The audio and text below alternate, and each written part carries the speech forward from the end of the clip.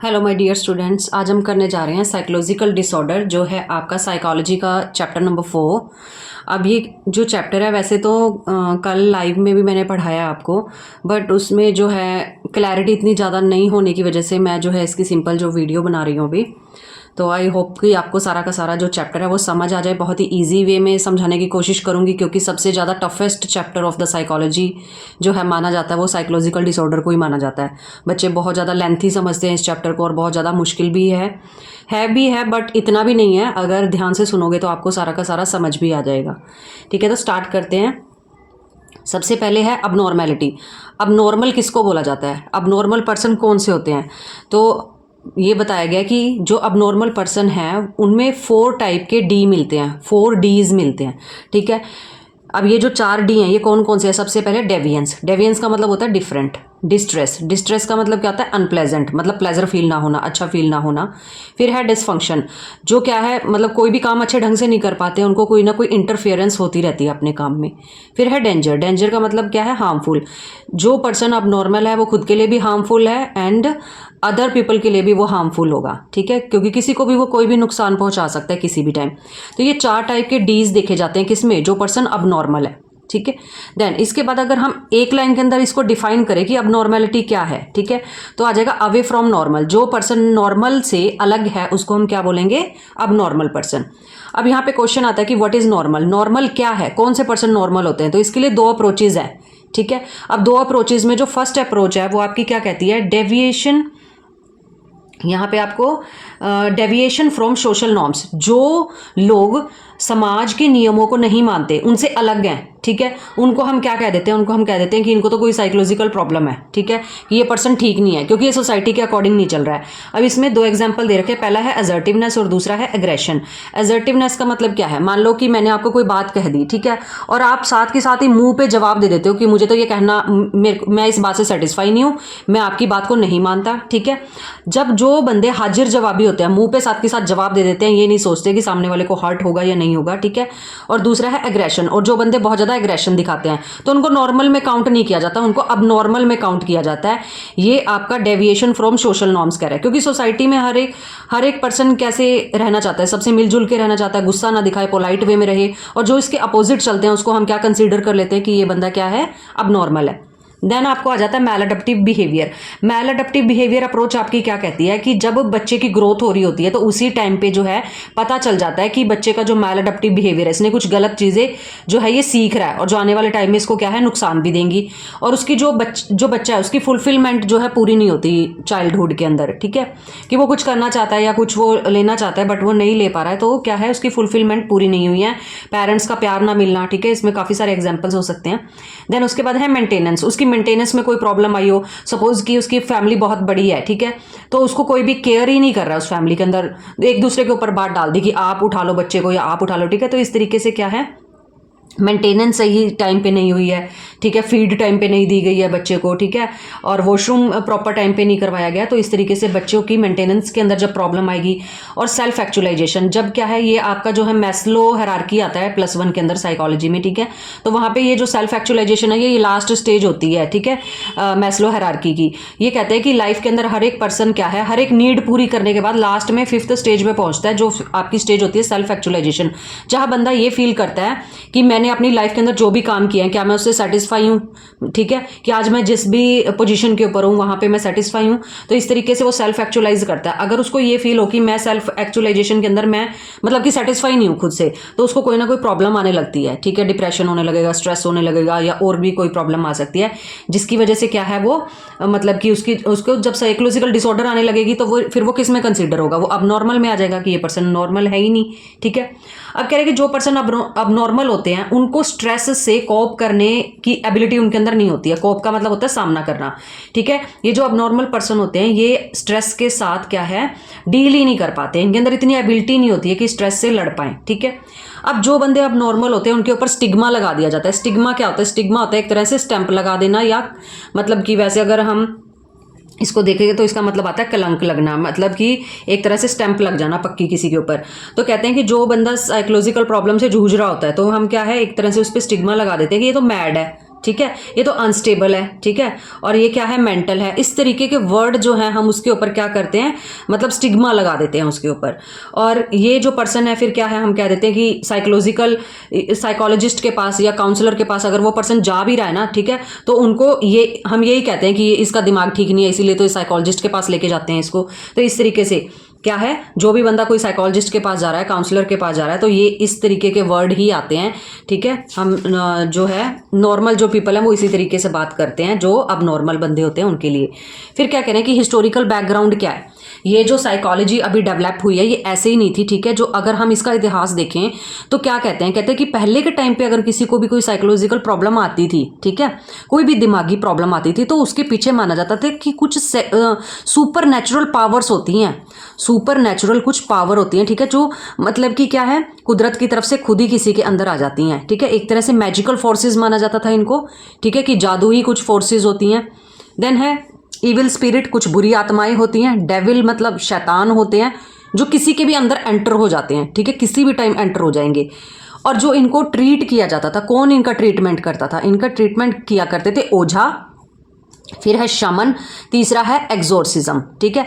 ये तीनों की तीनों क्या है, एक तरह से जैसे अब हम किसी को कह देते हैं तांत्रिक कह देते हैं या बाबा कह देते हैं कि ये इस तरीके से भूत निकालते हैं, या तो उस टाइम पे क्या होता था कि अगर किसी के अंदर भी सुपर नेचुरल पावर आती थी, ठीक है, तो हम क्या है, शैतान वगैरह या कोई भी बुरी आत्मा आती थी तो उसका इलाज करते थे ओझा, शमन और एग्जोर्सिज्म। ये 1 मार्कर फिलअप आता होता है आपको बोर्ड के एग्जाम में, ध्यान से कर लेना यहाँ से, ठीक है। देन उसके बाद जो सेकंड नंबर पर फिर ये माना जाने लगा कि बायोलॉजिकल और ऑर्गेनिक अप्रोच आई। इसमें ये माना जाने लगा कि ब्रेन जो है वो क्या है, ब्रेन और बॉडी का जो रिलेशनशिप है ना वो ठीक नहीं है, ठीक है। ब्रेन और बॉडी का रिलेशनशिप ठीक नहीं है, कि जो ब्रेन है उसकी फंक्शनिंग के अंदर कोई ना कोई प्रॉब्लम आई है, जिसकी वजह से बॉडी सही तरीके से रिएक्ट ही नहीं कर रही है, ठीक है। तो treatment bye checking brain functioning, तो इसमें क्या किया जाता था, ब्रेन की फंक्शनिंग चेक की जाती थी, मतलब माइंड का कोई जिक्र नहीं है अभी तक, ब्रेन की फंक्शनिंग चेक की जा रही है, ठीक है, कि ब्रेन के अंदर कोई प्रॉब्लम आई है जिसकी वजह से बॉडी जो है प्रॉपर वे से काम नहीं कर रही है, ठीक है, और कोई ना कोई हरकत कर रही है बॉडी जिसकी वजह से क्या है, कोई भी साइकोलॉजिकल प्रॉब्लम आ रही है बंदे को। देन तीसरे नंबर पर आ गई थी आपकी साइकोलॉजिकल अप्रोच। ये क्या कहती है, कहते हैं inadequacy in the way you think, feel and perceive. अगर कोई बंदा सोचने में, उसको फील करने में, महसूस करने में, और तीसरा परसीव समझने में इनएडिक्वेसी का मतलब क्या होता है, कमी है। अगर कोई बंदा प्रॉपर वे से सोच ही नहीं पाता, महसूस नहीं कर पाता, समझ नहीं पाता चीज़ों को तो उसको हम क्या बोलेंगे यहाँ पे, कि इसको कोई ना कोई साइकोलॉजिकल मतलब कि अगर कोई साइकोलॉजिकल प्रॉब्लम है तो इसके पीछे ये रीज़न है, ठीक है। ये क्या कहते हैं कि कोई मैजिकल फोर्सेस होती हैं, दूसरे कहते हैं कि ब्रेन के अंदर कोई प्रॉब्लम होती है, और तीसरा कहते हैं कि कमी होती है सोचने समझने की, महसूस करने की, इसलिए क्या है कि कोई ना कोई साइकोलॉजिकल प्रॉब्लम लग जाती है सॉरी। देन उसके बाद आता है आपको हिस्ट्री ऑफ वेस्टर्न सिविलाइजेशन, ठीक है। अगर वेस्टर्न सिविलाइजेशन देखें तो किस तरीके से जो साइकोलॉजी है वो डेवलप हुई है धीरे धीरे।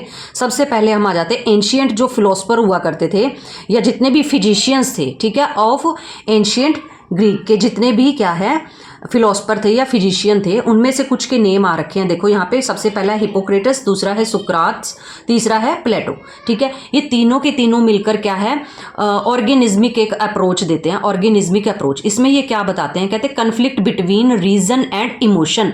रीजन कहाँ से आते हैं, रीजन ऑलवेज जो है माइंड से आएंगे आपकी, ठीक है, और इमोशंस कहाँ से, आपके दिल से आएंगे, ठीक है। तो रीजन और इमोशंस के अंदर क्या चलता है, कन्फ्लिक्ट चलता है, ठीक है। दिल कुछ कह रहा है और दिमाग कुछ कह रहा है, ठीक है, जिसकी वजह से क्या है, कोई ना कोई साइकोलॉजिकल प्रॉब्लम आ जाती है। कौन कह रहा है, ये हिपोक्रेटस, सुकरात और प्लेटो तीनों ही मिलके क्या है, इन्होंने एक अप्रोच दी थी, ऑर्गेनिज्मिक अप्रोच। उसमें ये क्या कहते हैं, रीजन और इमोशंस में क्या है, कन्फ्लिक्ट चलता है, जिसकी वजह से साइकोलॉजिकल प्रॉब्लम्स आती हैं। देन उसके बाद आ जाते हैं आपको, अब यहाँ से देखो हिपोक्रेटस ऐसे ही रह गए, यहाँ पे दूसरे आगे गैलन और हिपोक्रेटस दोनों मिलकर क्या कहते हैं कि जो बॉडी है ना वो हमारी 4 ह्यूमर्स से मिलकर बनी है। 4 ह्यूमर्स कौन कौन से है, एयर, फायर, वाटर, अर्थ। अगर इनके अंदर इम्बैलेंस होता है किसी भी पर्सन के अंदर तो कोई ना कोई साइकोलॉजिकल प्रॉब्लम आती है पर्सन को। देन उसके बाद 3rd नंबर पे हिपोक्रेटस अकेले आ जाते हैं और वो ये बताते हैं कि बॉडी के अंदर 4 टाइप के फ्लूइड्स मिलते हैं, ठीक है। ये भी आपको 1 मार्कर आ जाता है। 4 तरह के फ्लूइड मिलते हैं, पहला है ब्लड, दूसरा है ब्लैक बाइल, तीसरा है येलो बाइल और चौथा है फ्लैम, PHLEGM फ्लैम, ठीक है। और इन चारों के अंदर बैलेंस होना चाहिए बॉडी में। अगर बैलेंस नहीं है, अगर कहीं पे भी इम्बैलेंस हुई हैं चीज़ें, तो क्या होगा, आपको कोई ना कोई साइकोलॉजिकल यहाँ पे डिसऑर्डर लगने के चांसेस जो है इंक्रीज हो जाएंगे। 4th नंबर पर आता है आपको आयुर्वेदा, ठीक है, और अथर्ववेदा, जो कि इंडियंस जो है हम इन ग्रंथों को मानते हैं, ठीक है, पुराने ग्रंथ हैं ये। कह रहे बैलेंस बिटवीन ऑल जो है 3 दोषाज, कहते हैं कि 3 दोष होते हैं, ठीक है, वाता पिता कफा, ठीक है। ह्यूमन बीइंग के अंदर क्या है, पर्सन के अंदर 3 टाइप के दोषाज होते हैं। इनके अंदर अगर इम्बैलेंस हो जाए, ठीक है, तब भी क्या है, कोई ना कोई साइकोलॉजिकल प्रॉब्लम आ जाती है। देन इसके बाद आ जाता है आपको, अब देखो ये पढ़ने के बाद 3 पॉइंट ही इसमें आ रहे हैं, हिस्टोरिकल बैकग्राउंड में आ रहे हैं, और हिस्ट्री ऑफ वेस्टर्न सिविलाइजेशन के भी आपको जो है 4 पॉइंट यहाँ पर आए हैं। 3 इसमें है, 4 इसमें है। इसके बाद आ जाती हैं आपको एजेस, मतलब कि सेंचुरीज के अकॉर्डिंग कैसे साइकोलॉजी के अंदर चेंजेस आए हैं। सबसे पहले आपको आ जाएगा मिडल एज। मिडल एज कब से कब तक मानी जाती है, 5th से लेके 15th सेंचुरी तक। तो उस टाइम पर क्या कहा जाता था कि डेमोनोलॉजी, डेमोनोलॉजी का मतलब क्या है, भूत विद्या, ठीक है, कि जो तांत्रिक वगैरह होते थे वो क्या लेते थे, भूत विद्या लेते थे, ठीक है, किसी के अंदर से भूत निकालना है या किसी में डालना है, ठीक है, तो वो सारी की सारी डेमोनोलॉजी हुआ करती थी। मतलब प्रॉपर वे से जो है भूत विद्या जो है गेन की जाती थी। देन है सुपरस्टिशन, पहले के टाइम पे अंधविश्वास बहुत चलते थे, भूत विद्या ज़्यादा चलती थी। विच हंटिंग, चुड़ैल का शिकार किया जाता था। तो इस तरीके से 5th से लेके 15th सेंचुरी में अगर कोई साइकोलॉजिकल प्रॉब्लम्स होती थी तो इन्हीं चीज़ों को मेन माना जाता था। फिर इसी सेंचुरी के अंदर कौन आ गए थे, आपके सेंट ऑगस्टाइन आए। अब ये सेंट ऑगस्टाइन आपको आकर क्या बताते हैं, कह रहे हैं कि इम्पर्सनल कन्फ्लिक्ट, एंग्विश, फ्रस्ट्रेशन, कह रहे हैं कि ये जो हमको कोई भी साइकोलॉजिकल प्रॉब्लम्स होती है ना, इसका सीधा सीधा ये रीज़न ये है कि हमारे किसी और से रिलेशनशिप खराब हुआ है, जिसकी वजह से आज हमें कोई ना कोई साइकोलॉजिकल प्रॉब्लम आई है। फॉर एग्जाम्पल हम ये अपनी प्रैक्टिकल लाइफ से ले सकते हैं, जैसे कि सपोज कि आपके फ्रेंड से लड़ाई हो गई है, ठीक है, तो उसकी वजह से क्या है, लड़ाई की वजह से आप बहुत ज़्यादा स्ट्रेस में चले गए, स्ट्रेस की वजह से आप बहुत ज़्यादा डिप्रेशन में चले गए, डिप्रेशन में जाने की वजह से आपको 100 और तरह की बीमारियां लग गई हैं, ठीक है, साइकोलॉजिकल प्रॉब्लम्स लग गई हैं। तो सेंट ऑगस्टाइन ऐसे पर्सन थे जिन्होंने फर्स्ट टाइम लॉजिक के ऊपर बात बोली है कि हमारे को अगर कोई भी साइकोलॉजिकल प्रॉब्लम लगती है तो उसके पीछे रीज़न है आपका इंटरपर्सनल कन्फ्लिक्ट, ठीक है, कि आपका किसी से रिश्तों के अंदर गड़बड़ होना, जिसकी वजह से क्या है, आपको कोई ना कोई प्रॉब्लम लगेगी, ठीक है, आप फ्रस्ट्रेशन में चले जाओगे। फिर उसके बाद क्या है, ये जो इन्होंने बात बोली है ना, इंटरपर्सनल कन्फ्लिक्ट, इसको जो है मॉडर्न साइकोडायनेमिक थ्योरी के अंदर बेस माना गया है, ठीक है। मेन जो है बेसिक इसी को मानते हैं, जो जितने भी साइकोलॉजिस्ट हैं ना मॉडर्न टाइम के, वो कहते हैं कि जो सेंट ऑगस्टाइन है उन्होंने बिल्कुल सही बात बोली है, लॉजिक के बेस पे ये बात बोली है, ठीक है। तो क्या है, इसी को वो बेस मान के अपनी अपनी थ्योरीज जो है आगे दे रहे हैं। देन उसके बाद आ जाता है आपको 14 से लेके 17th सेंचुरी का जो टाइम है उसको बोला जाता है, आपको रिनाइजेंस का टाइम बोला जाता है, ठीक है। इसमें क्या है, मतलब इंक्रीज ह्यूमैनिटी, लोगों के अंदर ह्यूमैनिटी इंक्रीज होने लगी, कि हमको जो साइकोलॉजिकल प्रॉब्लम जिन लोगों को होती हैं उनके लिए मतलब कि अच्छी फीलिंग्स आने लगी, उनके लिए अच्छी भावना आने लगी कि हमको क्या है, इनको अच्छे से ट्रीट करना चाहिए, इनको साथ रखना चाहिए, इनको प्यार से साथ में रखना चाहिए, इनको मारना पीटना नहीं चाहिए। इस तरीके से क्या ह्यूमैनिटी इंक्रीज होना स्टार्ट हो गई, किनके लिए, जो भी साइकोलॉजिकल डिसऑर्डर के शिकार हुआ करते थे, ठीक है। कहते थे कि विच हंटिंग वगैरह, मेंटली डिस्टर्ब्ड जो पीपल हैं, ठीक है, जॉन वेयर कहते हैं कि ये जो विचेस वगैरह ना बोल के ये कहते हैं कि विचेस वगैरह कुछ नहीं होती हैं, मेंटल डिस्टर्ब हो जाते हैं लोग, मेंटली डिस्टर्ब होते हैं। जॉन वेयर कह रहे हैं कि इसके पीछे क्या है, साइकोलॉजिकल कन्फ्लिक्ट चलते रहते हैं, डिस्टर्ब्ड इंटरपर्सनल रिलेशनशिप, हमारे किसी ना किसी से क्या है, रिलेशनशिप खराब होने की वजह से डिस्टर्ब हो जाते हैं, ठीक है, जिसकी वजह से साइकोलॉजिकल कन्फ्लिक्ट लगातार दिमाग में क्या है, टेंशन और स्ट्रेस के अंदर दिमाग चला जाता है, ठीक है, जिसकी वजह से कोई ना कोई प्रॉब्लम लग जाती है। बट हमको क्या है, मतलब ह्यूमैनिटी इंक्रीज करनी चाहिए, हमको इन लोगों को प्यार से समझाना चाहिए, ठीक है, ताकि समय रहते ही अगर ये इनकी ज़्यादा प्रॉब्लम बढ़े नहीं, हम उससे पहले इनको ट्रीट कर लें, ठीक है, ह्यूमैनिटी दिखा के। देन उसके बाद आ जाता है आपको age of reason and enlightenment. Enlightenment and reason, reason क्या है कि अगर कोई भी साइकोलॉजिकल प्रॉब्लम आ रही है तो उसके पीछे रीजन क्या है, उस रीजन को ढूंढना है, फाइंड आउट करना है। दूसरा है एनलाइटमेंट। एनलाइटमेंट का मतलब क्या है, लाइट, देखो नाम से पता चल रहा है कि लाइट का टाइम आया, रोशनी का टाइम आया, कि एक तो रीजन परफेक्ट पूरा रीजन ढूंढ रहे हैं उसके पीछे कि प्रॉब्लम क्यों आई है। दूसरा एनलाइटमेंट, उनके लिए मतलब उनको रास्ता दिखाया गया, एक तरह से उनको सही तरीके से सही दिशा में जो क्या है लगाया जाना। कौन कौन सी ये टाइम पीरियड क्या है, 17 से लेके 18th सेंचुरी। कह रहे साइंटिफिक मेथड अब यहाँ पे जो साइंटिफिक मेथड है उनको यूज किया जाने लगा। पहले क्या था, रिप्लेस फेथ एंड डोगमा। पहले के टाइम में क्या है, अंधविश्वास और डोगमा का मतलब होता है सुनी सुनाई बातों के ऊपर यकीन करना कि यहाँ पे भूत रहती है, ये है वो है, ठीक है, इस घर में नहीं जाना चाहिए। तो इस तरीके से सुनी सुनाई बातों पे लोग विश्वास करते थे। बट फेथ और डॉगमा का अभी जगह किसने ले ली, रिप्लेस कर लिया साइंटिफिक मेथड। अब साइंस जो है आ चुकी है, साइंटिफिक मेथड को यूज करके इन दोनों को भगा दिया गया है, ठीक है। अंडरस्टैंड अबनॉर्मैलिटी, और अबनॉर्मैलिटी को जो क्या है समझा जाता है। तो ये हो गया आपका, क्योंकि साइंटिफिक तरीके से हम रीजन ढूंढेंगे, ठीक है। देन आपको आ जाता है 18th सेंचुरी। 18th सेंचुरी में क्या है, रिफॉर्म्स मूवमेंट, बहुत सारी रिफॉर्म्स चेंजेस आई, बहुत सारी मूवमेंट्स हुई हैं इनके लिए, ठीक है। इंक्रीज्ड कंपैशन, लोगों के अंदर कंपैशन जो है जागने लगा है, ठीक है, ऐसे लोगों के लिए। रिफॉर्म ऑफ एजाइलम्स, बहुत सारे जो है ऐसे आश्रम बनाए गए जहाँ पे इन लोगों को रखा जाता है, ठीक है। डी इंस्टीट्यूशनलाइजेशन, इसका मतलब क्या है कि पहले के टाइम में एजाइलम्स हुआ करती थी, बट वो इतनी से मतलब अच्छे से नहीं रखा जाता था। जो लोग मेंटली डिस्टर्ब्ड होते थे उनको गंदी जगह पे रखना, मारना पीटना, बांध के रखना, खाने के लिए प्रॉपर सही ढंग से ना देना, साफ सफाई ना होना, तो उन चीज़ों के ऊपर 18th सेंचुरी में फोकस किया गया और डी इंस्टीट्यूशनलाइजेशन किया गया। ऐसे एजाइलम्स जो बने हुए थे उनको क्या है वहाँ पे अच्छे से रख के, मतलब पूरे हाइजीनिक रखना उन जगह को, क्योंकि वो ऑलरेडी वो खुद तो कुछ कर नहीं सकते हैं, ठीक है। तो उनके लिए जगह को बिल्कुल साफ सुथरा रखना है, डी इंस्टीट्यूशनलाइजेशन, ठीक है। देन उसके बाद आ जाएगा आपका रिसेंट, जो है जो अभी लेटेस्ट जो टाइम पीरियड चल रहा है उसके अंदर क्या माना जाता है, कहते हैं इंटरेक्शनल और बायोसाइको सोशल अप्रोच को फॉलो किया जाता है। इंटरेक्शनल मतलब क्या होता है, एक दूसरे से इंटरेक्ट करना, बातचीत करना, जो भी अब नॉर्मल पर्सन है उसके साथ हम बातचीत करेंगे। बायो साइको सोशल अप्रोच, इसमें क्या बताया गया है कि अगर कोई भी साइकोलॉजिकल प्रॉब्लम है किसी भी बंदे को, ठीक है, सबसे पहले हम बायोलॉजिकल सिस्टम चेक करेंगे कि उसकी बॉडी में क्या प्रॉब्लम आ रही है। देन साइको, हम ये देखेंगे कि उसके इमोशंस में, उसके माइंड के अंदर क्या प्रॉब्लम उसको आ रही है। तीसरा है सोशल, कि उसको जो प्रॉब्लम आ रही है सोसाइटी की वजह से आ रही है, फैमिली की वजह से आ रही है, किसकी वजह से आ रही है। तो ये एक अप्रोच, ऐसी अप्रोच है जो कि क्या है, सभी सारे क्राइटेरिया जो है, सारी चीज़ों को जो है पूरा करती है।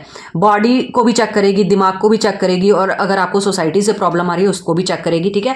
रियल जो है रीज़न ढूंढ के निकालेगी ये वाली अप्रोच, की प्रॉब्लम आ कहाँ पे रही है, क्यों आई है, कैसे आई है, ठीक है। तो ये वाली जो अप्रोच है जो ज़्यादा फॉलो की जाती है। देन इसके बाद आपको नेक्स्ट जो टॉपिक आ जाता है, जो बंदे अब नॉर्मल होते हैं उनकी बॉडी के ऊपर क्या हम जो है इम्पैक्ट जो है, मतलब इफेक्ट देखने को मिलते हैं, कैसी हो जाती है उनकी बॉडी, जो बंदे अब नॉर्मल होते हैं। सबसे पहले बायोलॉजिकल फैक्टर आएंगे, फिर जेनेटिक फैक्टर आएंगे आपके, फिर आएंगे साइकोलॉजिकल फैक्टर, ठीक है। बायोलॉजिकल फैक्टर में क्या होगा, आपको पता ही है, अगर कोई भी पर्सन अब नॉर्मल है, ठीक है, तो उसके बॉडी के अंदर क्या क्या चेंजेस देखने को मिलेंगे। एक तो जो उसके जीन्स होंगे, वो जो जीन ऑलरेडी उसके अंदर प्रेजेंट है वो फॉल्टी होने स्टार्ट हो जाएंगे, मतलब कुछ ना कुछ उनके अंदर प्रॉब्लम आनी स्टार्ट हो जाएगी।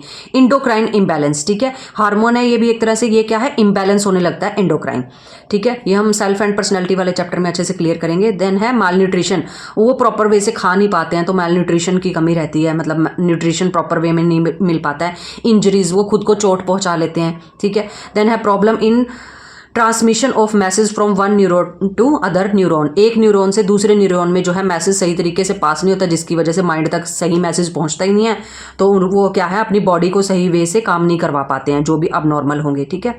फिर उसके बाद आ जाता है आपको, इसी में आएगा एंजाइटी डिसऑर्डर। अगर किसी को भी एंजाइटी डिसऑर्डर लगता है तो उसके पीछे कौन सा हार्मोन होता है, गाबा। गाबा की फुल फॉर्म क्या है, gamma aminobutyric acid, gamma aminobutyric acid. Then है सीजोफ्रेनिया। सीजोफ्रेनिया अगर किसी को प्रॉब्लम हो रही है तो किस चीज़ की वजह से हो रही है, कौन से हार्मोन की वजह से हो रही है, डोपामाइन की वजह से। देन तीसरा आ जाएगा, अगर डिप्रेशन है, किसी भी पर्सन को डिप्रेशन हो रहा है तो उसके पीछे कौन रिस्पॉन्सिबल है, लो सेरोटोनिन होता है। सेरोटोनिन क्या है, एक हैप्पी रखने वाला हार्मोन है आपकी बॉडी के अंदर, ठीक है, ये खुश रखता है बंदे को। अगर ये लो सिक्रिएट होगा ना, अगर ये लो मतलब कि क्रिएट हो रहा है, ठीक है, कम मात्रा में हो रहा है पैदा, ठीक है, तो क्या है, बंदा जो है डिप्रेशन में चला जाता है, ठीक है। तो इस तरीके से ये आप याद कर लेना, यहाँ से ये इंपॉर्टेंट वर्क है। देन उसके बाद आता है जेनेटिक फैक्टर। अब कोई पर्सन मतलब कि अब नॉर्मल हो रहा है, ठीक है, तो क्या है, इसके अंदर जेनेटिक फैक्टर भी क्या है, रिस्पॉन्सिबल है।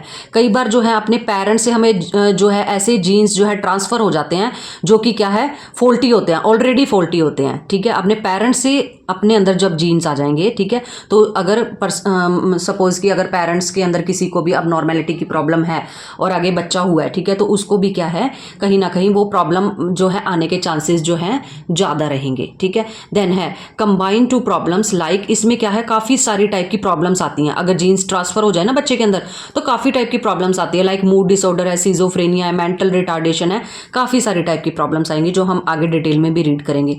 देन आ जाएगा साइकोलॉजिकल फैक्टर। साइकोलॉजिकल फैक्टर के अंदर क्या आएगा आपको कि साइकोलॉजिकल एंड इंटरपर्सनल फैक्टर्स, इसमें क्या है, एक तो दिमागी रूप से जितने भी फैक्टर हैं, दूसरे क्या है आपको इंटरपर्सनल, किसी के साथ रिलेशन खराब हो गया तभी आपको कोई ना कोई प्रॉब्लम आ रही है। फॉर एग्जाम्पल जैसे मैटरनल डेप्रीवेशन, अगर माँ की कमी है लाइफ के अंदर, माँ नहीं मिली है बच्चे को या माँ की डेथ हो गई है, ठीक है, तो जिसकी वजह से क्या है बच्चा जो है स्ट्रेस के अंदर चला जाएगा, उसको कोई ना कोई साइकोलॉजिकल प्रॉब्लम आएगी। फॉल्टी पेरेंट्स, अगर पेरेंट्स जो हैं सपोज कि फादर जो है ज़्यादा सब्सिस्टेंस अब्यूज़ करते हैं, नशा वगैरह ले रहे हैं, ठीक है, तो जिसकी वजह से क्या है प्रॉब्लम देखने को मिलेगी। मैलअडप्टिव फैमिली में भी यही आ जाएगा कि फैमिली मैटर है, कोई इशू है जिसकी वजह से क्या है, मतलब कि पूरा का पूरा स्ट्रेस पड़ेगा बच्चे पे, जिसकी वजह से कोई ना कोई साइकोलॉजिकल प्रॉब्लम लगने के चांसेस बढ़ जाते हैं। मतलब कि क्या है, एक तरह से इंटरपर्सनल फैक्टर की बात ज़्यादा की गई है साइकोलॉजिकल फैक्टर में। देन इसके बाद जो है आपको इसके अंदर 6 टाइप के मॉडल आएंगे इसी चैप्टर में। पहला है साइकोडायनेमिक मॉडल, दूसरा है बिहेवियरल मॉडल, तीसरा है कॉग्निटिव मॉडल, फिर है ह्यूमनिस्टिक एग्जिस्टेंशियल मॉडल, फिर है सोशियो कल्चरल मॉडल, फिर है डायस्थीसिस स्ट्रेस मॉडल। ये सारे के सारे मॉडल आपको ये बताते हैं कि जो अगर बंदा अब नॉर्मल हो गया तो ये अपना पर्सपेक्टिव दे रहे हैं, ये अपना पर्सपेक्टिव बता रहे हैं कि अब नॉर्मल कोई बंदा हो गया तो इस वजह से हो रहा है, ठीक है। तो ये जो है सारे के सारे 6 मॉडल हैं, हम ये देख लेते हैं फटाफट से। सबसे पहला है साइकोडायनेमिक मॉडल, ठीक है। अब इसके अंदर क्या बताया गया, इसमें जो सिगमंड फ्रॉइड है, ठीक है, वो मेन है। तो यहाँ पे देखो क्या बता रहे हैं, सिगमंड फ्रॉइड जो कहते हैं कि अगर कोई भी बच्चा कोई भी पर्सन अगर अब नॉर्मल है इस टाइम में, ठीक है, तो इसका मतलब क्या है, उसके चाइल्डहुड एक्सपीरियंस अच्छे नहीं रहे हैं, ठीक है, उसने कहीं ना कहीं उसके लाइफ के अंदर कोई ना कोई प्रॉब्लम आई है बचपन में, ठीक है। देन है अनकॉन्शियस डिजायर, या फिर उसके दिमाग में कुछ उसकी ऐसी इच्छाएं पड़ी हुई हैं, ऐसी विशेज हैं जो पूरी नहीं हुई हैं या जिनको दबाया गया है, जिसकी वजह से आज वो स्ट्रेस में है या उसको कोई ना कोई प्रॉब्लम आ रही है। अब इसमें ये बता रहे हैं कि फ्री एसोसिएशन को फॉलो किया जाता है। सिगमंड फ्रॉइड जो अपनी थ्योरी के अंदर साइको एनालिसिस में पूरी डिटेल में बताते हैं, हम पढ़ेंगे दूसरे चैप्टर में। तो फ्री एसोसिएशन में ये कहते हैं कि एक कोच होता है, उसके ऊपर पेशेंट को लिटा देते हैं और बोलते हैं कि आपके माइंड में जो भी चीज़ आ रही है, जो भी बात आ रही है, आप प्लीज़ वो बताते जाओ और आपने अपने आप को रोकना नहीं है, ठीक है। अगर आपने रोक लिया तो इट्स मीन आप चीज़ों को हाइड कर रहे हो। आपने फ्री एसोसिएशन, आपने लगातार बात से बात जोड़ जोड़ के बात को जो है फ्री होके बताना है, ठीक है। इससे फिर क्या है, जो साइकोलॉजिस्ट है वो साइको एनालिसिस करता है, ठीक है, वो सारी बात को एनालाइज करेगा कि कहाँ पे क्या प्रॉब्लम आई है। फिर कहते हैं यहाँ पे माइंड के जो है 3 लेवल होते हैं। पहला है कॉन्शियसनेस, फिर है प्री कॉन्शियसनेस, फिर है अनकॉन्शियसनेस। कॉन्शियसनेस क्या होता है, जिस टाइम हम पूरा कॉन्शियस है, सपोज कि मैं अभी आपको पढ़ा रही हूँ तो इस टाइम पे मैं साइकोलॉजी आपको पढ़ा रही हूँ, कौन सा टॉपिक पढ़ा रही हूँ, कौन सा चैप्टर पढ़ा रही हूँ, ठीक है, साइकोलॉजिकल डिसऑर्डर हम पढ़ रहे हैं, तो इसका मतलब क्या है, हम पूरे कॉन्शियस होके पढ़ रहे हैं, हमारा पूरा दिमाग इस टाइम पे लगा हुआ है, ठीक है। अगर मुझे भूख लग रही है, ठीक है, तो मुझे पता होगा कि मुझे इसी टाइम पे अभी भूख लग रही है एट प्रेजेंट, तो मेरा माइंड क्या है, कॉन्शियस है। अगर मैं आपसे पूछ लूं कि 4 दिन पहले आपने क्या खाया था, ठीक है, या आपका एड्रेस क्या है, आप थोड़ा सा दिमाग पे जोर डालोगे, ठीक है, फिर आपको बात जो है कॉन्शियस माइंड में आ जाएगी, याद आ जाएगी आपको, उसको बोलते हैं प्री कॉन्शियस माइंड, ठीक है। प्री कॉन्शियस में माइंड पे थोड़ा जोर डालना पड़ता है, फिर बात याद आ जाती है। फिर है अनकॉन्शियस माइंड। अनकॉन्शियस माइंड वो होता है जिसमें हम ऐसी बातों को फेंक देते हैं, मान लो कि एक कुआं है, कुएं के अंदर उठा के ऐसी मेमोरीज को हम डाल देते हैं जिसको हम कभी याद ही नहीं करना चाहते, क्योंकि वो मेमोरीज हमें कहीं ना कहीं हर्ट करती हैं अब प्रेजेंट के अंदर, ठीक है, या ऐसी चीजें जो पूरी नहीं हुई हैं, अब उनको याद करने का कोई फायदा ही नहीं है, ठीक है। तो अनकॉन्शियस माइंड के अंदर ऐसी चीजों को हम डाल देते हैं, ठीक है। और कई बार अनकॉन्शियस में ऐसी भी बातें पड़ी होती हैं जो हमको खुद को भी नहीं पता होती हैं, ठीक है। तो ये कहीं ना कहीं जो चीजें हैं रीजन बनती हैं, ठीक है, कि साइकोलॉजिकल प्रॉब्लम होने के, अनकॉन्शियस माइंड वाली, ठीक है। अब अनकॉन्शियस माइंड में आपका क्या आ जाएगा, एक्सपीरियंस ऑफ पास्ट का एग्जांपल डाल सकते हो कि पास्ट में आपने शुरू से जब से आपने होश संभाला है ना, आप अपनी लाइफ के बारे में डिस्क्राइब करो, तो हमें हो सकता है कुछ चीज़ें याद रहेंगी, कुछ नहीं याद रहेंगी बतानी उसके अंदर। तो इस तरीके से क्या है, इसमें आप एग्जाम्पल डाल सकते हो एक्सपीरियंस ऑफ पास्ट, इसमें आप डाल सकते हो एड्रेस का, या 4 डेज बिफोर आपने क्या खाया था, और कॉन्शियस के अंदर अभी आपको आप हंगरी फील कर रहे हो। तो इस तरीके से ये 3 लेवल है माइंड के, ठीक है। देन जो है सिगमंड फ्रॉइड इसके बाद बताते हैं कि इड ईगो सुपर ईगो, ठीक है, ये होती है हर एक पर्सन के अंदर end ego super ego available होती है, बट इसके अंदर क्या है, इम्बैलेंस होने की वजह से ही पर्सनैलिटी वैसे ही बन जाती है। जैसे कि अगर इड है, कोई पर्सन अगर बहुत ज़्यादा जिद्दी है तो हम क्या कहेंगे कि इसके अंदर इड हावी है, ठीक है, इड इसके अंदर हावी है। फिर उसके बाद है ईगो। ईगो वाला बंदा है ना बहुत बैलेंस करके चलता है लाइफ को, ना तो बहुत ज्यादा जिद्दी होता है ना ही बहुत ही सभ्याचारिक होगा, बहुत ही ज्यादा हर एक रूल रेगुलेशन को फॉलो करने वाला होगा। बैलेंस करके चलता है लाइफ में, जो चीजें जरूरी हैं वो गेन करो, जो जरूरी नहीं है उसको छोड़ दो।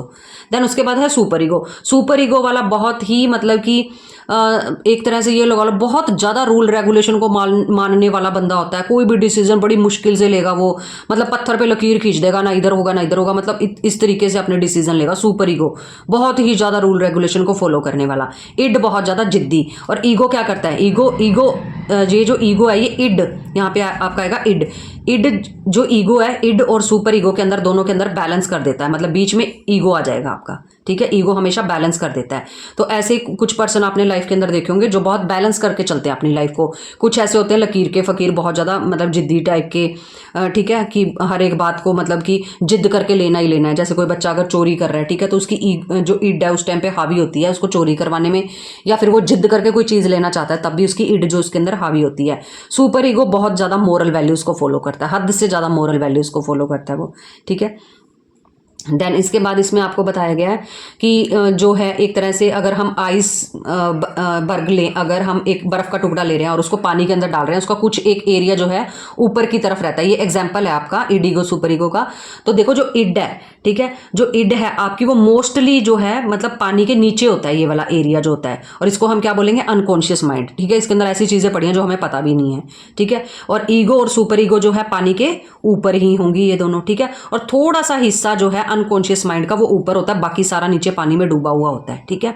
ईगो और सुपर ईगो क्या है, ये आपकी जो देखो ये इड आपका अनकॉन्शियस माइंड में आएगा, ठीक है। सुपर ईगो जो है ना आपकी वो कॉन्शियस माइंड में आएगी, ठीक है। और इसके बाद आपका क्या रह गया, ईगो। ईगो आपकी आएगी प्री कॉन्शियस में। इसमें जो बंदा है ना सोचता समझता है चीजों को फिर डिसीजन लेता है, ठीक है।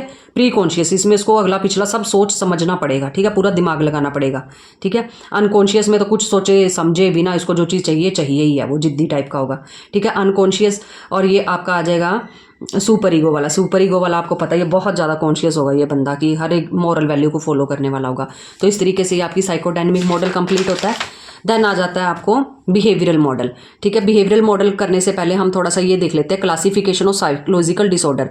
अगर हमको साइकोलॉजिकल डिसऑर्डर को क्लासीफाई करना है तो हमको कहाँ से क्या चीज़ पता चलती है कि इनको डिफाइन कैसे करना है। किसी पेशेंट को अगर कोई प्रॉब्लम आ रही है तो उसको डायग्नोज कैसे करना है, उसको स्टैंप कैसे लगाना है कि इसको ADHD की प्रॉब्लम है, OCD की प्रॉब्लम है, क्या प्रॉब्लम क्या है इसको। तो इसके लिए 2 मैनुअल बने हुए हैं।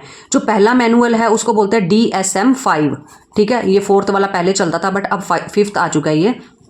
इसकी फुल फॉर्म क्या है, डायग्नोस्टिक एंड स्ट्रेटजिकल मैनुअल, ठीक है, ऑफ मेंटल डिसऑर्डर। किसने बनाई है, APA, अमेरिकन साइकेट्रिक एसोसिएशन ने बनाया, अमेरिका वालों ने बना रखा है ये अपना DSM-5, ठीक है।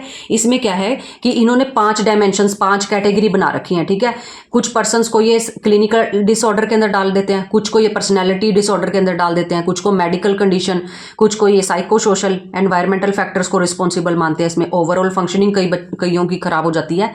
तो इस तरीके से 5 कैटेगरी बना दी है इन्होंने कि सारी की सारी साइकोलॉजिकल प्रॉब्लम्स इन्हीं 5 के अंडर आती हैं, ठीक है। फिर उसके बाद आ जाता है आपको ICD-10। ICD-10 जो है पूरे वर्ल्ड के अंदर इसको माना जाता है और इंडिया भी इसी को ही मानता है, ठीक है। ICD की फुल फॉर्म क्या है, इंटरनेशनल क्लासिफिकेशन ऑफ डिसऑर्डर। किसने दी है ये WHO ने दिया है। WHO की फुल फॉर्म क्या है, वर्ल्ड हेल्थ ऑर्गेनाइजेशन, ठीक है। बहुत ही छोटा सा है ये, international classification of disorder WHO ने बनाई है, ठीक है। अब इसमें ये क्या कहते हैं, international statistical classification of disease and related health problem. जितनी भी हेल्थ प्रॉब्लम है उससे रिलेटेड या साइकोलॉजिकल जितनी भी डिसऑर्डर्स वगैरह होती हैं उससे रिलेटेड क्या है, इन्होंने स्टैटिस्टिकल क्लासिफिकेशन की हुई है एक तरह से। फिर इसके बाद ये बता रहे हैं कि मोर कॉम्प्रीहेंसिव, ये बहुत ज़्यादा कॉम्प्रीहेंसिव है, पूरा डिटेल के अंदर इसको बताया गया है, ठीक है, कि कौन सी बीमारी, हर एक बीमारी को डिफाइन किया गया है। मोस्टली यूज ऑफिशियल जो है इसको ऑफिशियली बहुत ज़्यादा यूज़ किया जाता है, इंटरनेशनल लेवल के ऊपर यूज़ किया जाता है। All health issues and diagnostic disorder, इसमें सारे के सारे हेल्थ इश्यूज़ के बारे में डिटेल में लिखा हुआ है। अगर किसी को भी कोई साइकोलॉजिकल डिसऑर्डर है तो किस टाइप की है, कौन सी बीमारी है, वो भी डायग्नोज का भी जो है इसमें बताया गया सारा का सारा, ठीक है। और हम यहाँ पे क्या पढ़ रहे हैं, 6 मॉडल पढ़ रहे हैं। 6 मॉडल के अंदर दूसरा मॉडल आ जाएगा बिहेवियरल मॉडल।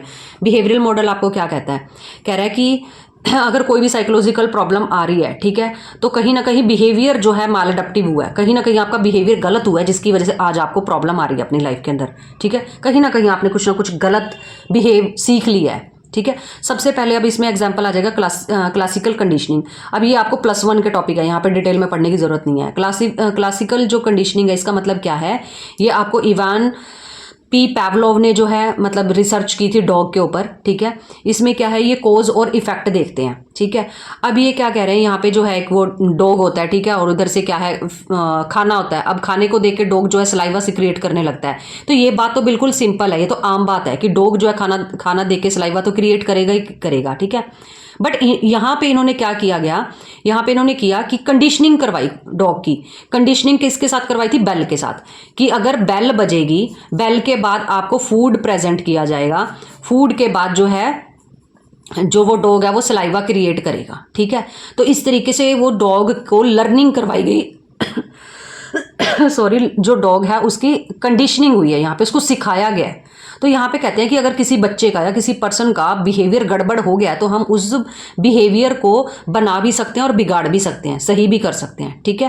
टेम्परल एसोसिएशन, हम इसमें टेम्परेरी एसोसिएशन जोड़ते हैं, मतलब कि ये जो बेल है ना इसको हम टेम्परेरी वे में जोड़ते हैं। फिर डॉग को फिर अगर हम दोबारा से प्रैक्टिस करनी सिखा दें, कंडीशनिंग करें उसकी, तो हम बेल फिर से हटा देंगे, तो सिर्फ फूड को देख के कुत्ता जो है सलाइवा क्रिएट करना स्टार्ट कर देगा, ठीक है। यहाँ पे हमने ये देखा है कि हमने डॉग के ऊपर, एनिमल के ऊपर रिसर्च करके उसके बिहेवियर को इंप्रूव भी किया जा सकता है और उसको बिगाड़ा भी जा सकता है, ठीक है। तो इस तरीके से स्कूल्स के अंदर क्या है, बच्चों के कुछ बिहेवियर को सही भी किया जाता है और अगर वो गलत बिहेव कर रहे हैं तो उसको हटाया भी जाता है। तो इसी तरीके की ये जो रिसर्च जो साइकोलॉजिस्ट ने कर रखी है, इन्हीं को ही फॉलो किया जाता है, ठीक है।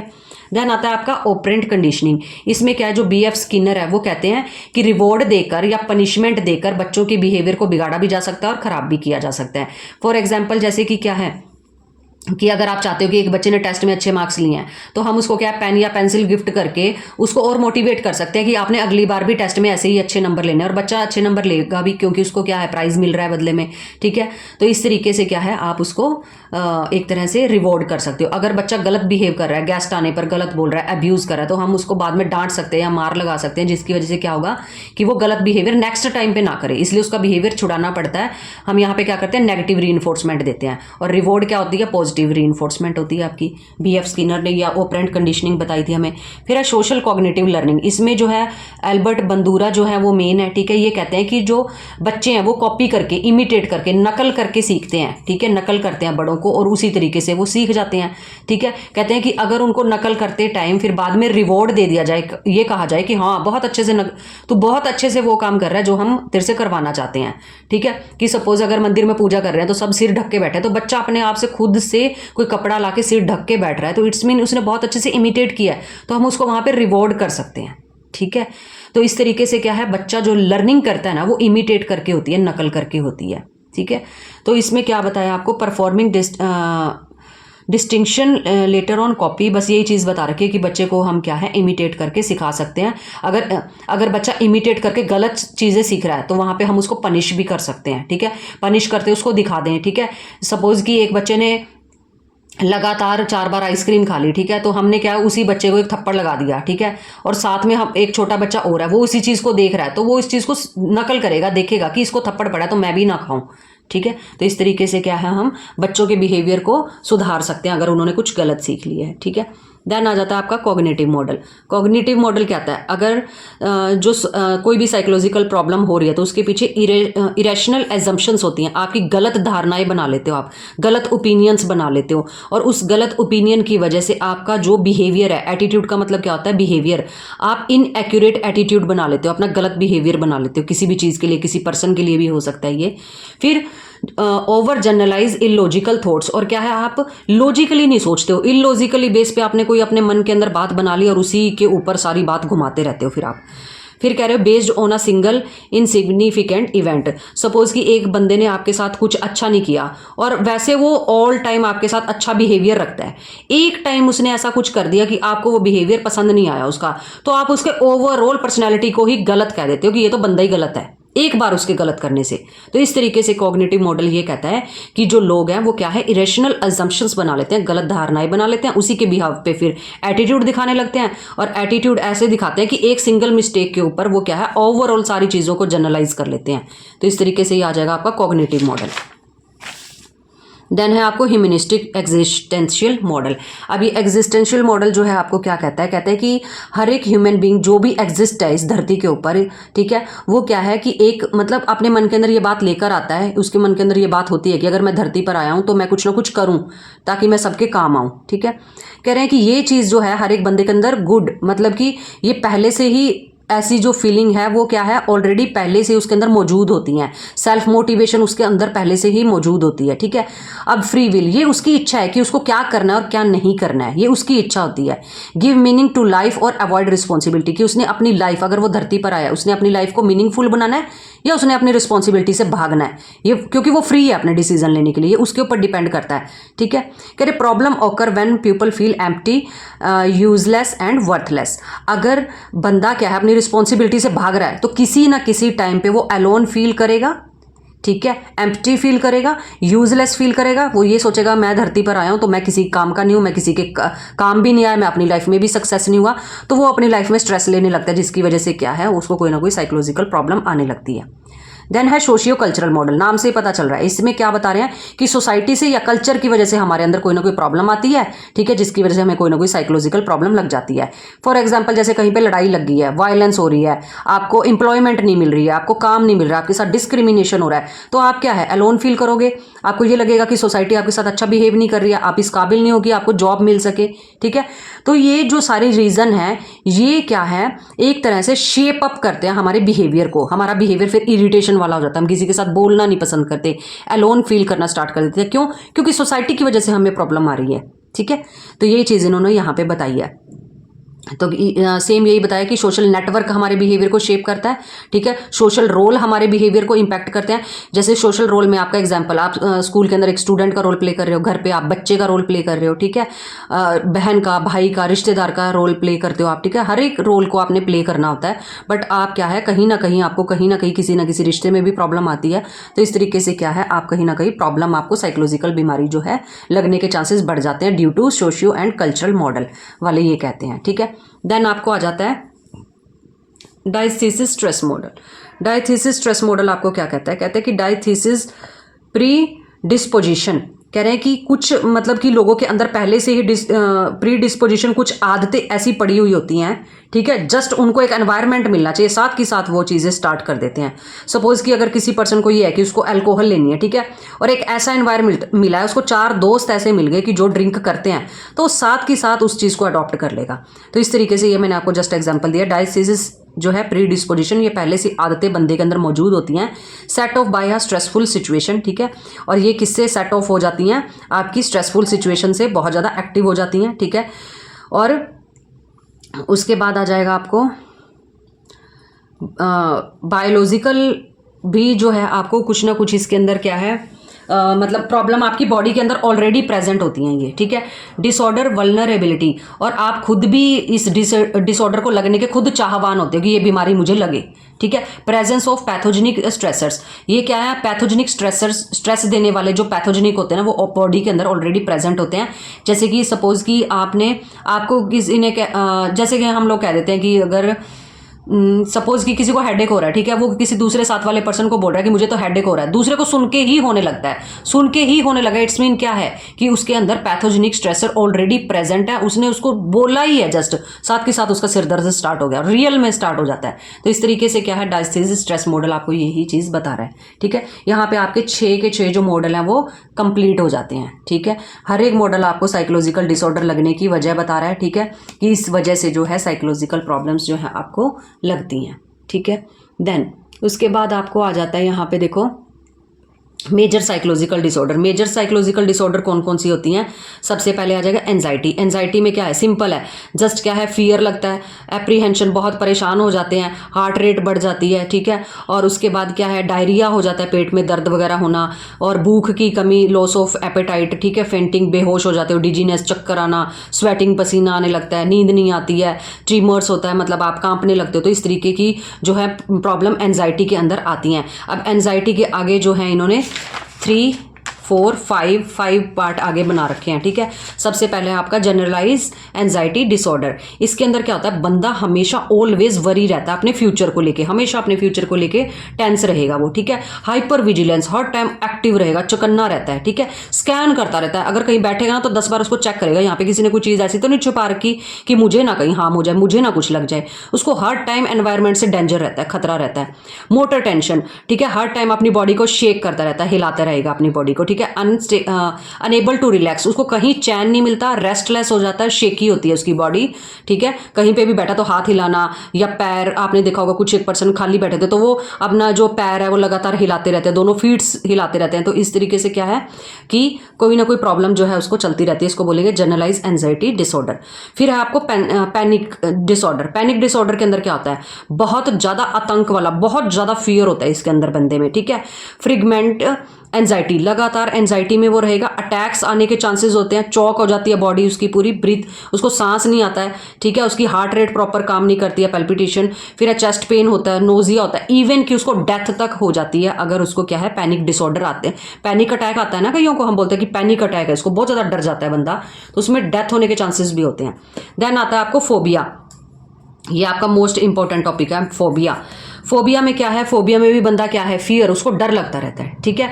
ये जो डर है उसको किसी सामान से, ऑब्जेक्ट से भी हो सकता है, पीपल से भी हो सकता है, बंदे से भी हो सकता है, और सिचुएशन से भी हो सकता है, ठीक है। किसी भी चीज़ से उसको डर लग सकता है। सबसे पहले आपको आएगा स्पेसिफिक फोबिया। जब हमें किसी एक पर्टिकुलर चीज़ से डर लगता है तो उसको हम बोलते हैं स्पेसिफिक फोबिया।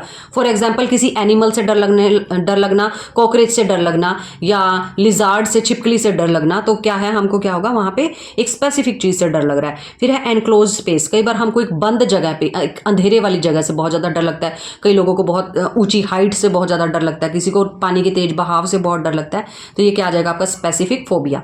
देन है सोशल फोबिया। नाम से ही पता चल रहा है सोशल फोबिया। इसमें क्या होता है कि जो लोग हैं वो एक गैदरिंग, भीड़ वाली जगह में जाने से बहुत ज़्यादा डरते हैं, उसको हम क्या बोलते हैं, एक तरह से सोशल फोबिया। मतलब जहाँ पे बहुत ज़्यादा भीड़ है, हम वहाँ पे जाने से बहुत कतराते हैं। जैसे फॉर एग्जाम्पल पार्टी है, ठीक है, पार्टी में पेरेंट्स कह रहे हैं कि आपको साथ चलना है, तो आप कहोगे नहीं मुझे नहीं जाना, क्यों, क्योंकि आपको सोशल फोबिया, आपको डर लगता है एक मतलब भीड़ वाली जगह में जाने से। फिर है अगोराफोबिया। अगोराफोबिया में क्या होता है कि अनफैमिलियर सिचुएशन में जाने से डर लगता है। यहाँ पे फैमिलियर हो सकती है सिचुएशन, आपको पता है कि आप किस शादी में जाना है, आपने वहाँ पे कौन कौन से रिश्तेदार होंगे, आप फैमिलियर हो उस चीज़ से। बट एक होता है अनफैमिलियर सिचुएशन, मतलब आपको पता ही नहीं है आगे कैसे लोग होंगे, कैसी जगह होगी, क्या होगा वहाँ पे, उसको बोलते हैं अगोराफोबिया। इसमें हम एग्जाम्पल ले सकते हैं, जैसे कि आपके फादर की जो है ट्रांसफ़र होती है किसी अदर स्टेट के अंदर, ठीक है, तो आपको एक न्यू जगह के ऊपर शिफ्ट होना है पूरी फैमिली को, तो आप उस जगह से बिल्कुल अनफैमिलियर हो, आपको वहाँ के बारे में कुछ भी नॉलेज नहीं है, तो उसको हम बोलेंगे अगोराफोबिया। मोस्ट इंपॉर्टेंट है, इसको दोबारा से देख लेना एक बार। फिर है आपको ओसीडी। ओसीडी के अंदर क्या होता है, इसमें देखो, ओ का मतलब है ओबेसिव, सी का मतलब है कंपल्सिव। ओबेसिव का मतलब क्या होता है, कैन नॉट स्टॉप थिंकिंग, हम लगातार एक ही बात को सोचते रहते हैं, लगातार एक ही बात हमारे माइंड में चलती रहती है, ठीक है, वही घूमती रहती है बात। फिर है कंपल्सिव। कंपल्सिव का मतलब है need to perform again and again, ये जो बात मन में चल रही है ना, इस बात को हम बार बार रिपीट करते हैं। अब फॉर एग्जांपल वॉशिंग हैंड, अब आपके माइंड में ये बात आई कि आपके हाथ गंदे हैं, ठीक है, अब आपके माइंड में ये बात आ गई, आपने साथ के साथ क्या किया, अपने हैंड वॉश किए जाके, फिर आप 5 मिनट बैठे नहीं, आपको फिर माइंड में ख्याल आया कि मेरे हाथ गंदे हो गए, मेरे हाथ में बहुत सारे जर्म्स चल रहे हैं जो कि मुझे दिखाई दे रहे हैं, ये बहुत खतरनाक है मेरे लिए, अगर अंदर चले गए बॉडी के अंदर तो बीमारी हो जाएगी। तो इस तरीके से फिर आप गए, फिर आपने हैंड वॉश किए, फिर आप थोड़ी देर में फिर आपके माइंड में आ गया कि हैंड वॉश करने हैं, ठीक है। तो इस तरीके से बार बार एक ही ख्याल मन में आता है और बंदा उसी काम को बार बार परफॉर्म भी करता है जाके। ओबेसिव में माइंड में बात बार बार आना, कंपल्सिव में उसी बात को परफॉर्म करना, ठीक है। तो ये होता है आपका ओसीडी, ओबेसिव कंपल्सिव डिसऑर्डर, इंपॉर्टेंट है ये भी। देन आता है आपको पीटीएसडी। पीटीएसडी का मतलब क्या है, पोस्ट ट्रॉमेटिक स्ट्रेस डिसऑर्डर, यहाँ पे स्ट्रेस लिखा हुआ है। ट्रॉमेटिक क्या होता है, एक तरह से सदमा, ट्रॉमा के अंदर चले जाना। ट्रॉमा में आप कब जाओगे, जब कोई हादसा होके हट जाएगा उसके बाद आप ट्रॉमा में जाओगे, आप हादसे से पहले तो नहीं जा सकते ना आपको। अब देखो यहाँ पे फॉर एग्जाम्पल लेंगे, जैसे कि अर्थक्वेक आ गया और सारे मतलब कि सोसाइटी पूरी तबाह हो चुकी है, सारे मकान वगैरह सब कुछ टूट चुका है, ठीक है। तो उसके बाद क्या है कि वो सारे सीन आपने देखा है, वो सारा सिनेरियो देखा है आपने, ठीक है, तो वही चीज़ आपके माइंड में घर कर जाती है, जिसकी वजह से आपको वो चीज़ होने के बाद पोस्ट ट्रॉमेटिक स्ट्रेस डिसऑर्डर के अंदर बंदा चला जाता है, ठीक है। उसको बार बार रिकरेंट ड्रीम्स, उसी चीज़ के बार बार ड्रीम आते रहते हैं, फ्लैशबैक, उसको बार बार वही चीज़ दिखाई देती है, हर जगह पे जहाँ पे भी वो बैठता है, उठता है, खड़ा होता है, साइलेंट हो जाएगा अपनी लाइफ के अंदर। लॉस ऑफ कंसंट्रेशन, किसी भी काम में वो मन नहीं लगा पाता, तो उसको हम बोलेंगे यहाँ पे PTSD, post traumatic stress disorder. तो इस तरीके से आपका ये वाला जो टॉपिक है ये कंप्लीट हो जाता है, मेजर साइकोलॉजिकल डिसऑर्डर वाला। ठीक है।